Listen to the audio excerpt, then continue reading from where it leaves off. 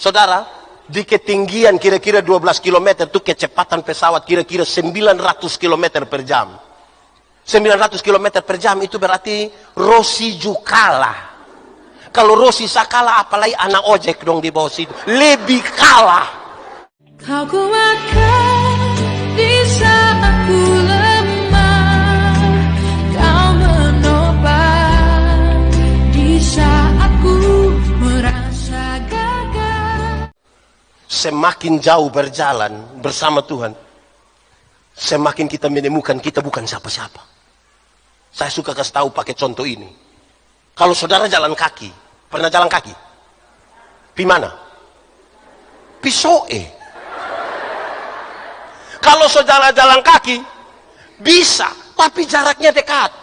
Karena jaraknya dekat, kita tidak butuh orang, bahkan Tuhan pun kita tidak butuh. Ibu-ibu bisa jalan kaki karena dari rumah pikir dong bisa pakai high heels tinggi begini, yang haken. Jalan tanpa rasa takut. Coba lebih jauh sedikit, naik motor. Pernah naik motor? Pernah?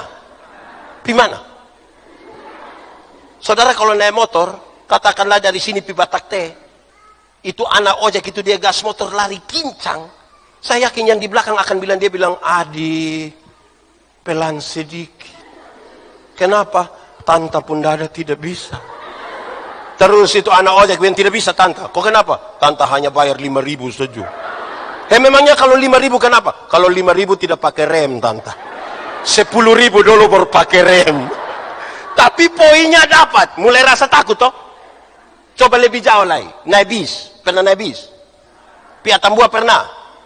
Dengan bis malam pernah? Duduk di samping sopir pernah? Lihat itu manusia dong punggas oto itu. Itu sampai bok-bok di TMF, di camplong itu hampir-hampir yang sopir itu. Belum injak rem kita mau angkat kaki kok injak. Susah makin jauh berjalan kita takut. Susah makin jauh berjalan kita takut. Lebih jauh lagi. Naik ferry. Pernah naik ferry? Di mana? Rote. Kok kenapa tidak jalan kaki? Kalau saudara naik ferry, saudara, di NTT ini paling enak, kalau bukan paling enak, yang sedikit menantang kalau naik ferry itu Pisabu.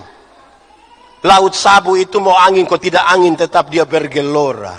Saudara sekalipun bisa berenang, kalau tenggelam di Laut Sabu jago ju hilang. Saya ingat saudara-saudara, saya melayani di Sabu kira-kira 5 tahun. Yang menarik itu kalau pas pulang itu di ujung-ujung musim timur. Angin timur itu kalau mulai datang itu orang Sabu suka sebut dengan nama angin Tenggiri, karena dulu kapal Tenggiri pernah tenggelam.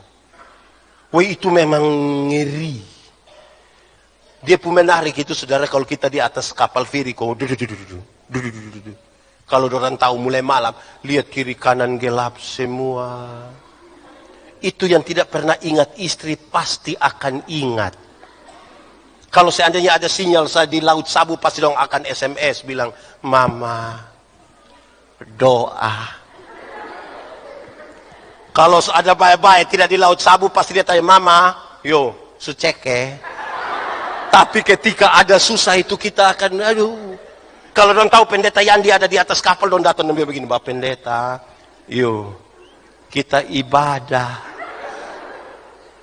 Di darat tidak pernah ibadah, tapi di laut ibadah. Kalau kami ibadah di Laut Sabu itu menarik. Kenapa? Kalau waktu persembahan kami tidak pakai tangguk persembahan. Ini. Kami tidak pakai. Kenapa? Karena memang pertama tidak ada.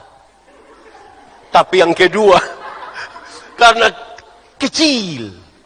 Kami pun persembahan itu harus pakai dos. Kenapa harus pakai dos? Karena sekali isi begini, dapat berapa saja semua masuk. Tidak lewat sini. Beda toh kalau ibadah di darat. Beda kok tidak? Beda. Tidak percaya coba lihat sebentar.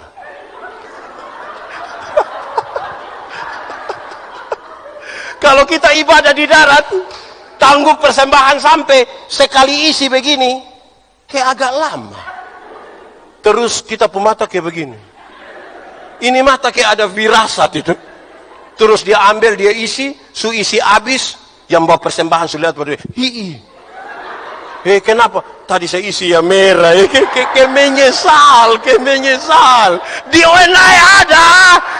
Yang isi merah habis itu menyesal ada. Dia ada duduk di sini.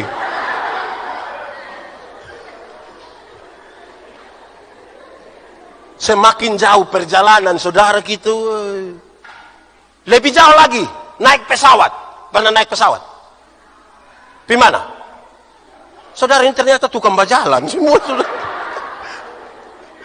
Saudara kalau naik pesawat, jangan naik yang kici-kici dong, yang pirote, itu ATR dong. Naik yang ke Boeing dong itu. Airbus. Dia terbang kira-kira 36.000 kaki. Kalau 36.000 kaki itu kira-kira 12 km di atas permukaan laut. 12.000. Berapa? 12 kilometer. 12 kilometer itu pesawat belum jatuh kita sudah mati. Itu pesawat baru begini, mati sudah. Dia baru begini, mati. Saudara tahu kalau sudah naik itu di 36.000 meter itu 12 kilometer itu sudah dianggap aman. Jadi orang sudah bisa lepas dia punya itu barang yang pengaman itu. Sudah bisa sengaja jalan-jalan di WC supaya orang tanya, berangkat. Terus pas kita di situ, tiba-tiba lampu seatbeltnya itu menyala dan ada suara bilang begini. Berhubung karena kita terbang dalam situasi cuaca yang buruk. Karena itu kami minta kepada para penumpang segera kembali ke tempat duduk dan seterusnya. Saya mau tanya. Ketika ada pengumuman bilang, silakan kembali ke tempat duduk. Ada yang berani protes? Silakan kembali ke tempat duduk. Mau kembali kau buat apa? Berani. Jago hilang Bapak. Itu kita balik dengan teratur, kita pi duduk diam. Itu mau kencing tunda. Kita pi duduk, kok ada anak kecil satu di sebelah, kok dia beribut, kita akan korek dia. Adi, doa. Semakin jauh berjalan itu saudara, hanya Tuhan. Nah, yang bagaya dong, ini jalan belum jauh. Saudara, di ketinggian kira-kira 12 km itu kecepatan pesawat kira-kira 900 km per jam. 900 km per jam itu berarti Rossi kalah. Kalau Rossi kalah, apalagi anak ojek dong di bawah situ. Lebih kalah. Makanya di kecepatan yang 900 km per jam itu, dia tabrak awan, pasti pesawat guncang. Waktu tabrak, pesawat guncang, orang Kristen di atas pesawat langsung bilang, Yesus. Kaget bilang, Yesus. Padahal di darat, kaget, langsung bamaki. Saya belum pernah dengar orang bamaki di atas pesawat. Saya belum pernah dengar. Di sini ada yang tukang bamaki. Ada. Yang mana? Coba tunjuk. Mam tua. Kalau di sini ada yang tukang bamaki, kumpul uang, belikas dia tiket, suruh berangkat. Pas hujan angin itu suruh dia berangkat. Saya yakin pulang dia satu persekutuan doa di rumah. Semakin jauh perjalanan saudara tahu bahwa kita bukan sapa-sapa. Maka sukacita terbesar itu kalau kita berjumpa dengan Tuhan Yesus. Amin kok. Amin. Saudara mau berjumpa dengan Tuhan Yesus? Mau di sini atau di rumah Tuhan Yesus? Oke, itu pertama. Perjumpaan dengan Yesus membuat kita sukacita. Amin kok.